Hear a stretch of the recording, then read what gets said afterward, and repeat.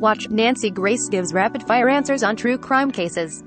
To look at Scott Peterson before Christmas Eve in 2002 was to see a young, handsome family man, a 30-year-old fertilizer salesman living in Modesto, Calif, who was a Budo, become a first-time dad. To look at him at almost any time since is to see one thing, a murderer. Peterson was sentenced to life in prison on December 8 for the 2002 murders of his pregnant wife Laci Peterson and their unborn son, the culmination of a 15-year effort to get him off of death row. The California Supreme Court overturned his death sentence in August 2020, and prosecutors announced in May they would not try to secure another one. Though Scott, who pleaded not guilty at trial, came off as the opposite of what one might call a sympathetic character as the case unfolded, nor was there any cause célèbre clamor for making a murderer-style re-examination of the justice system that convicted him. His legal team has busily been trying to spare his life and get him a new trial. For now, his advocates are happy with this win, arguing successfully on appeal that the trial judge erred when he dismissed potential jurors who voiced opposition to capital punishment before fully questioning them about whether they'd be able to impose it in this case. All the while, the sordid specifics of the crime and the chillingly normal-seeming man who was found guilty of first-degree murder remain morbidly fascinating 19 years after Laci's death, not least because Scott insists he's innocent. "I couldn't feel my feet on the floor. I couldn't feel the chair I was sitting in. My vision was even a little blurry," Scott recalling the moment he was convicted, Washard saying on a previously unreleased audio tape in the 2017 A. That I was falling forward and down, and there was going to be no end to this falling forward and down, like there was no floor to land on. I was staggered by it. I had no idea it was coming. Which ultimately makes sense if you take the portrait painted of the man in the wake of his wife's murder at face value. It was Laci's stepfather who first reported her missing after she vanished on December 24, 2002, amid the hustle and bustle of Christmas preparations.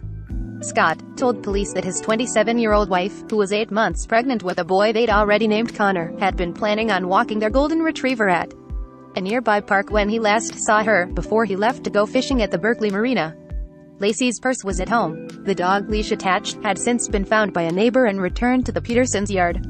By December 28, family and friends were offering a $125,000 reward for Laci's safe return. Missing person flyers papered the town. The FBI was called in to assist local authorities, and the search expanded to comb 4,000 acres of wetlands along the Stanislaus, Tuolumne and San Joaquin rivers. On New Year's Eve, Marathon 1,000 people attended a candlelight vigil. "Whoever has her could have some compassion," Brent Rocha, Laci's brother, told reporters. "She's a human being. She's pregnant. She needs to take care of her baby. She's a wife, a daughter, a sister.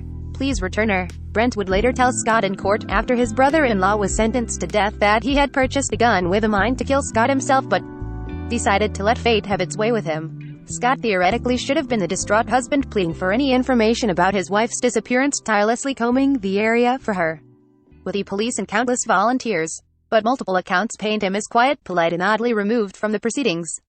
"She will be giving birth real soon. We need to bring them home, and I think that's the best way we can do it all," he reportedly told investigators at the time.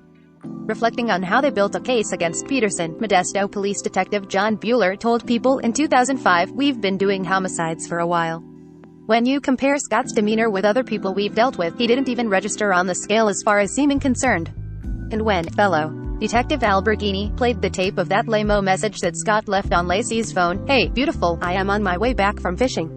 Pick up the basket at Bella Farms. I love you, sweetie," or words to that effect, it just seemed so insincere and false, like he was making this call to make us think he was in love with her. But anybody who has been married for 5 years knows there aren't too many people who talk to their spouse like that after that amount of time. It didn't mean that he did it, it just meant we needed to work him a little bit closer and clear him. That's the way he's been. Scott's half-sister Ann Bird, who was promoting a book she had written about the case, told CBS News' Julie Chen after Scott was sentenced to death. "Even during the search for Laci, he was completely emotionless, could have cared less. And that's been really hard to deal with. He's a sociopath, and a sociopath does not have a conscience, which is a really hard fact to understand." After Scott was resentenced, Bird said during a public December 9 Zoom call with attorney Gloria Allred, "While I do not agree with the death penalty, justice has been served and just punishment is in place and should stand. Scott should remain in prison for the rest of his life, and there is no excuse for murder.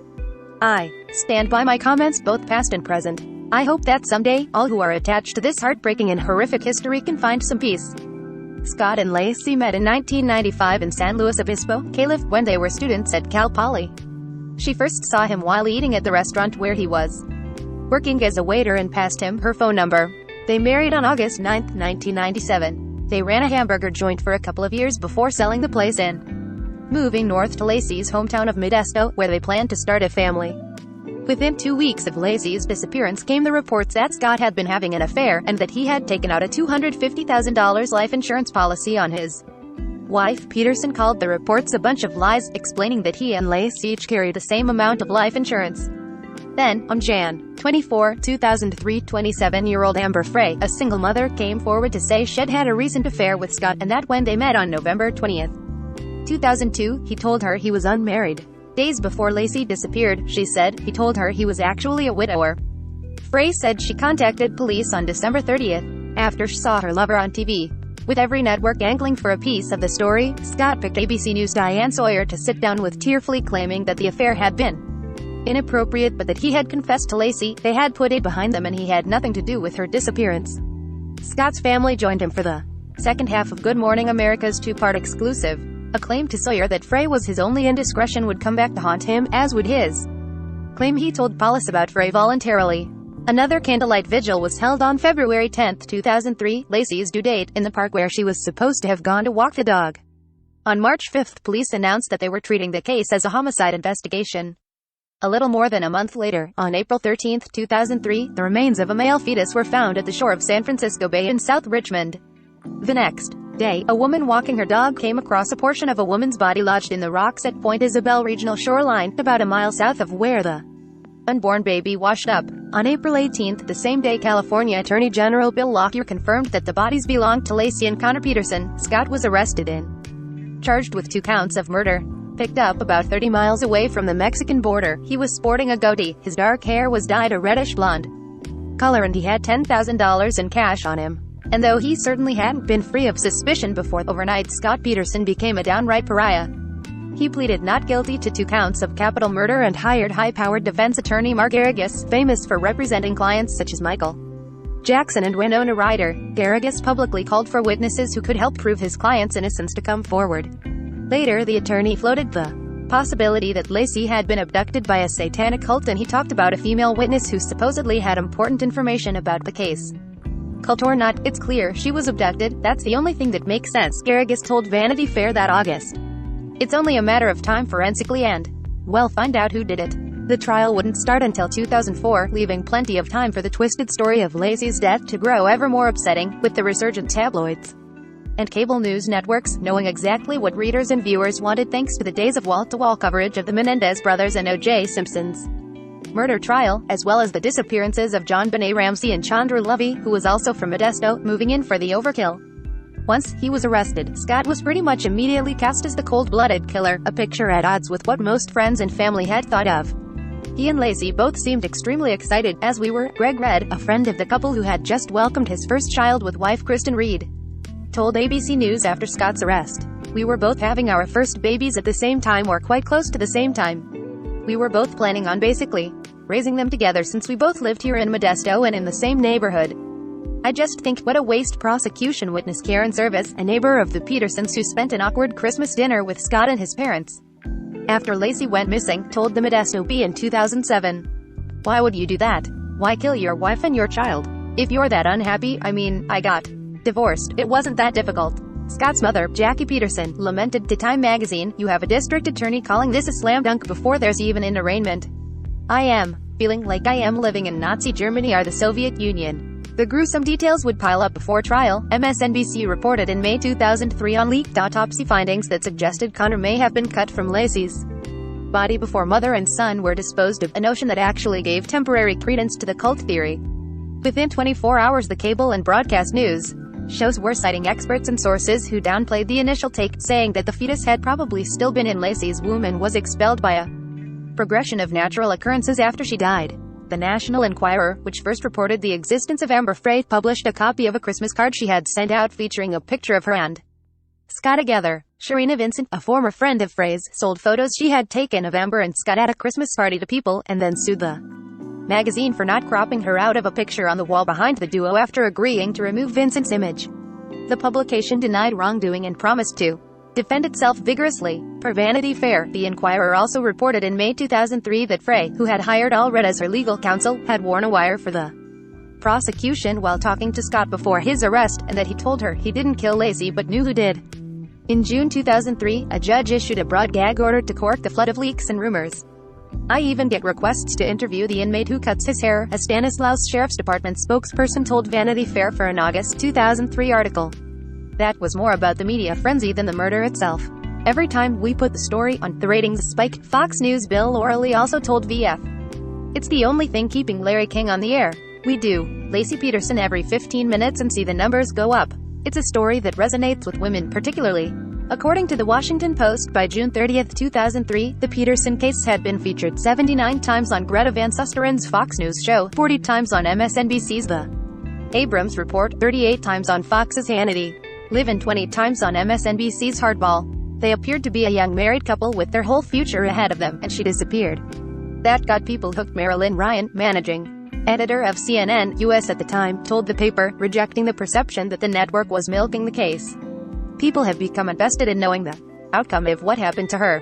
A few months after Dean Cain memorably played Scott Peterson in the Lifetime movie The Perfect Husband, the Laci Peterson story, the trial finally began in June 2004. Garrigus scored a small victory in getting the venue moved out of Modesto and to Redwood City after successfully arguing his client couldn't possibly get a fair trial in a city that had been consumed with Laci's disappearance and death. The trial lasted 9 agonizing months, including the penalty phase, and cost the city and county a reported $4.1 million. It took the jury, after 2 jurors had to be removed and replaced with alternates, 9 hours to reach a verdict guilty on 2 counts of capital murder for Laci and her unborn son. Judge Alfred A. Del Luque sentenced Scott Peterson to death on March 16, 2005. "You are going to burn in hell for this, you are," Laci's father, Dennis Rocha, yelled in court when given the opportunity to address Scott. The New York Times reported from the scene, "Your life is done." Describing Scott's demeanor the morning of his sentencing, trial juror Mike Belmessieri told the NY Times, "Scott came in with a great big smile on his face, laughing. It was just another day in paradise for Scott, another day that he had to go through the motions." Scott had no emotion on his face. Scott was being Scott. The judge rejected a defense motion for a new trial. Scott was ordered to pay $10,000 in restitution for funeral expenses, and, with that, court was adjourned. The inmate was subsequently transferred to San Quentin State Prison's death row. California hasn't executed anyone since 2006, and while voters in 2018 rejected an opportunity to abolish the death penalty in the state, Governor Gavin Newsom declared a moratorium on executions when he took office. For 15 years at San Quentin, Scott's home was a 41-square-foot cell, -a reported 5 hours a day for exercise and other recreation, such as playing basketball or board games. Prison spokesman Samuel Robinson told Fox News in 2012 that Scott got along with other inmates and staff and had never been disciplined for egregious behavior. He didn't take educational courses and had not been assigned to any work duties. Similar to Eric and Lyle Menendez, both sentenced to life in prison for killing their parents, Peterson attracted his fair share of female fans. Prison spokesman Vernell Crinden told CNN that within a day of his arrival on death row, 2 women called San Quentin asking for their newest inmate's hand in marriage. He acquired the nickname Scotty Too Hottie for all the attention he received from the opposite sex, but Robinson said in 2012 that the number of letter shot dwindled by then. Asked if he felt Scott was at risk of being attacked in prison, Crinden said, "I don't believe that there will be many of them that will harbor any ill will because of his commitment defense, particularly those men on death row. As we know, most of them have been involved with the murdering of children." In 2012, Scott's case was appealed to the California Supreme Court in accordance with a state law that guarantees every death row inmate an automatic appeal. His new team of lawyers argued that the judge, who had since died, had made several missteps and that the evidence against him was anything but overwhelming. The California Attorney General's office filed their response in 2015. Oral arguments took place 5 years later.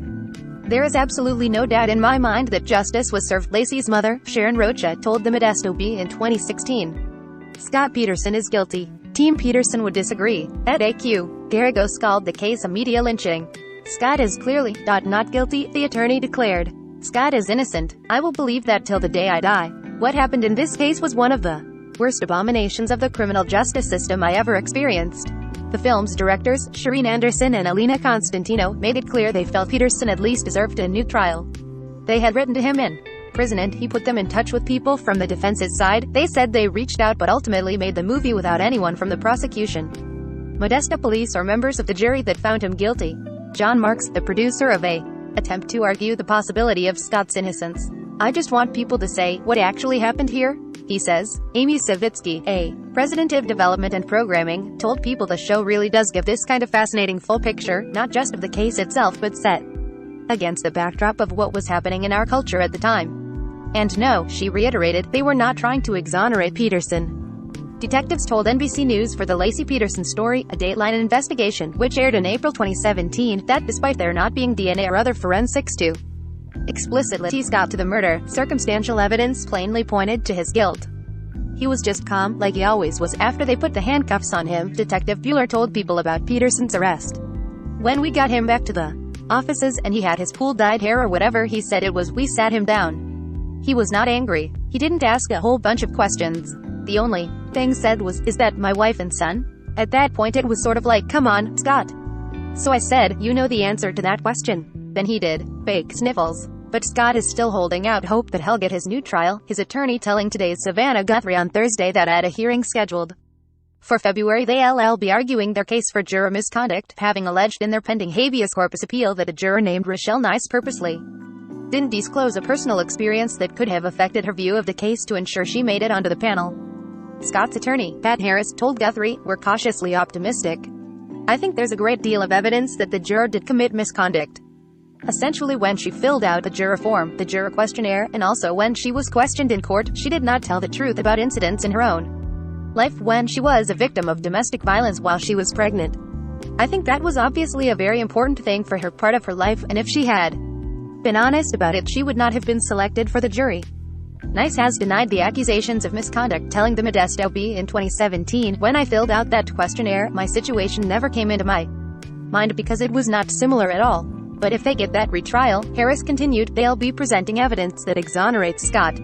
We believe we have evidence that the people who actually were involved in burglarizing the Peterson home are people who have a very violent criminal history, and we believe we can prove that that is much more likely as to what happened than rather than Scott having killed his wife." Laci's family, however, hasn't heard anything in the nearly 2 decades since that has changed their minds about who is responsible. Scott wasn't permitted to make a statement in court on December 8, but Laci's mother was seeing him in person for the first time since he was convicted of killing her daughter. Sharon Rocha told her former son-in-law, "Laci's dead, Scott, because she loved you. She trusted you and she believed in you, and you betrayed her and your son and everybody else. Everybody here wanted her, but you chose to get rid of her. You didn't want a baby nor the responsibility of being a father. You were afraid of being looked on as a failure. No matter what happens in the future, there are 2 things that will never change. Laci and Connor will always be dead and you will always be their murderer." Originally published August 15, 2017, at 6 a.m. Pacific Time.